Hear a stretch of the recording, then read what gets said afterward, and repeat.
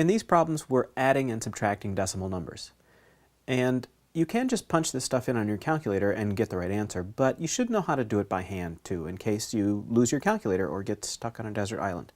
So the only trick you really need to know is to line these things up so that the decimal points are in the same column. So if I'm going to add 0.2 and 0.1, I would stack them up like I would for a normal addition problem and make sure that the decimal points line up. And then we just add. 2 plus 1 is 3.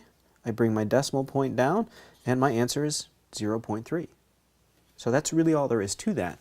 This next one is not much harder. It's just got more numbers. 7.89 is one of them, and then I've got 0.23, making sure the decimal points line up, and then 0.6. And it looks like there's a hole here. There should be a number there or something. Well, if that's the case, if you got a hole, you can fill it with a trailing 0. And 0.6 and 0.60, they're really the same number, so whenever you need to fill in zeros like that, it's okay. Now we can do our addition. 9 plus 3 is 12. Carry the 1.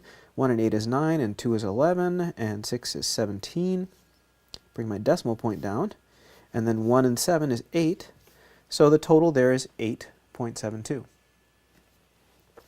With subtraction, it's pretty much the same.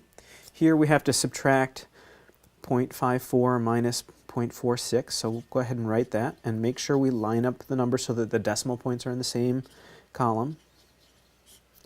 And 4 minus 6 looks like I'm going to have to borrow for that one. 14 minus 6 is 8, and then the rest of this is 0. And I've got to be careful here. If I bring the decimal point down, there's a space there. I fill that in with a 0, and we get 0.08 as our answer there. So that is how to add and subtract with decimal numbers.